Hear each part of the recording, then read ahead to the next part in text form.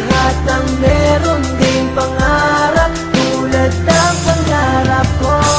Madapa man ay bumangon at huwag kang susuko. Mararating mo rin iyon sa tulong ng Panginoon. Ang pangalan na ngayon ay pinagpalang makilala ng lahat sa magkakaibang lupalok. Ang pangalan ng Repab na may kakayahang sumakop ng damdamin ng kahit na sino mang makikinig. Patunay ba ang gusto mo kahit saan maririnig? Aming awitin na sa Mandaluyong pinasimulan. Aming layunin para makilala nyo pinagmulan. Aming lugar na pinuno ng samot-saring mga kwento. Sa gitna ng hirap at lungkot tuloy sa pag-asenso. Kahit na maraming beses na kami ay nadapa, aming pag-asang umunlad kahit kailan di nawala. Kahit maraming manghadlang at dumaluyong man ang alon, tatayo akong matibay, di uurong sa mga hamon. At handa ng talikuran ng landas namin noon. Mararating ko ang taas dahil may Panginoon. Ang awiting ko ay inaalay sa inyo, sa lahat ng meron ding pangarap tulad ng pangarap ko. Madapa man ay bumangon at huwag kang susuko. Mararating mo rin iyon sa tulong ng Panginoon.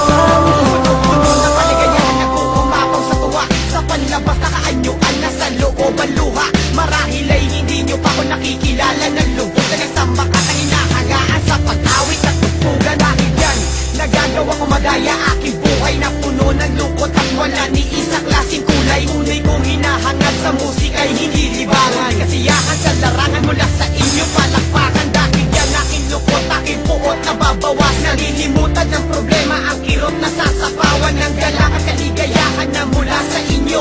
Basta talaga Mandaleños, tandaan ko sento henyo. Lagi komento positibo sa proyekto, agresibo nakangiti kahit paano sa mga bilaling nagpakalo. Dahil hindi ko hinahayaan malimutan na may boss na sinusunod kahit kanino walang iba kundi Diyos.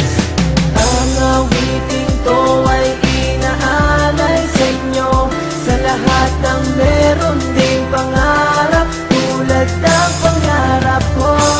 Madapa man ay bumangon at huwag kang susuko. Mararating mo rin iyon sa tulong ng Panginoon. Sumusulat ng mga awit na nakakakiliti sa mga puso ng mga taong aming napapangiti. Sa tuwing mapapakinggan ng mga awit na nilikha ng mga makata na sumulat, di masukat ang tuwa ng mga tagapakinig na sa amin ay nakapaligid. Bibigkas ako ng letra, halos maputol ang lite, basta't mapasaya lang mga taong nanonood. Ngunit sa likod ng entablado, tahimik parang tuod. Binabalot ang kalungkutan ng aking kaisipan, na nanalangin na sana ang hirap ay malagpasan. Sa kabila ng mga pagsubok, di sumuko at lumaban, halos pumatak ang luwa sa lupang tinatapakan. Dahil sa mga pasakit na tila hindi na kaya, lumalaban sa mga hamon at pilit na kinakaya ng makatang sikakin at patuloy na umaasa, pagkat ang paniniwala habang buhay may pag-asa. Ito ang buhay na tinahak magmula ng pagkabata. Ang pinasok na larangan ay maging isang makata, isang batang may layunin na hindi malilimutan. Sumunod sa mga payo't makatulong sa magulang. Kahirapan na nagtulak sa akin upang magsumikap, makamit ko lang at mabuo ang mumunting pangarap. Isang buhay na nilamon pa ng masamang kahapon. Di sumuko at lumaban upang aking maibangon ng kinabukasan na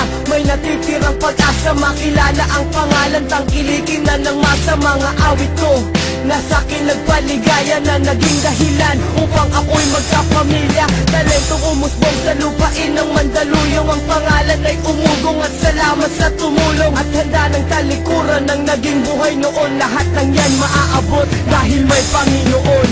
Ang awitin ko ay